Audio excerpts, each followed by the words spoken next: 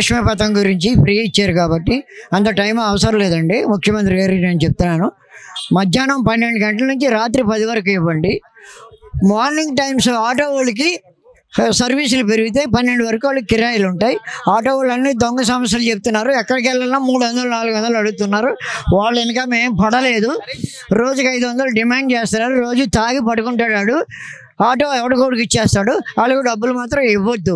మీరు ఏమైనా ఇవ్వాలనుకుంటే డీజిల్ పెట్రోల్లో ఏదైనా డిస్కౌంట్ చేయండి, బాగుంటుంది. వీళ్ళని చూసి ఓవర్ వాళ్ళు వచ్చారు, మళ్ళీ ర్యాపిడ్ వాళ్ళు వచ్చారు, వీళ్ళందరూ వచ్చారు. ఇదంతా పెద్ద గ్యామ్లింగ్. ఇది వాళ్ళకి సర్వీస్ ఏమీ తగ్గలేదు. నేను 3 రోజులు సిటీ బస్సులో అన్నీ సిటీ అంతా తిరుగుతున్నాను. వాళ్ళ కిరాయిలు మామూలుగానే మీటర్లు ఉండవు, ఏముండవు.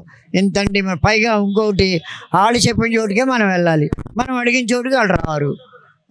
ఆటో వాళ్ళది మాత్రం మీరు సమస్య పక్కన పెట్టండి, ఒక 6 నెలలు పోయిన తర్వాత చూడండి. ఎట్లా అంటారు? మహాలక్ష్మి పథకం ద్వారా స్త్రీలకి ఏమన్నా ఉపయోగం?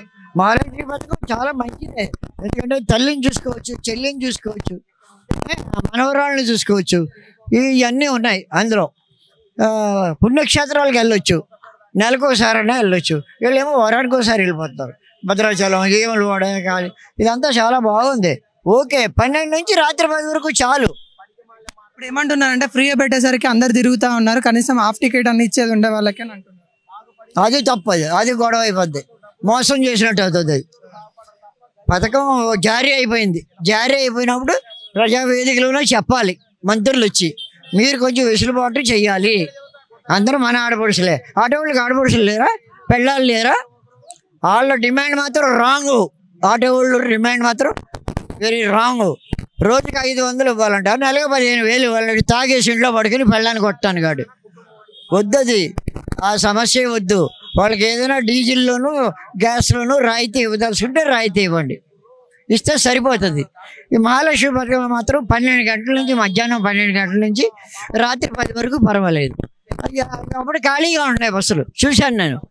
మార్నింగ్ స్టూడెంట్స్కి ఇబ్బంది అవుతుంది, స్కూల్ పిల్లలకి ఇబ్బంది అవుతుంది, మళ్ళీ వ్యాపారం చేసుకునే వాళ్ళకి ఇబ్బంది అవుతుంది, కూలోళ్ళకి ఇబ్బంది అవుతుంది. అందుకోసం మధ్యాహ్నం నుంచి అయితే కూరగాయలు అమ్ముకునే వాళ్ళు కానీ, కూలోళ్ళు కానీ, ఎంప్లాయీస్ కానీ ఈ రద్దీ ఉండదు. పాస్ హోల్డర్కి ఇబ్బంది అవుతుంది. పాస్ హోల్డర్కి కూడా ఇబ్బంది లేకుండా మధ్యాహ్నం 12 గంటల నుంచి రాత్రి 10 వరకు ఇవ్వండి. నిత్య మహాలక్ష్మి పథకం ఏమి పథకాన్ని తీసేసినట్టు ఉండదు. మంచిగా మేలు జరుగుతుంది వాళ్ళకి, అందరికీ కూడా.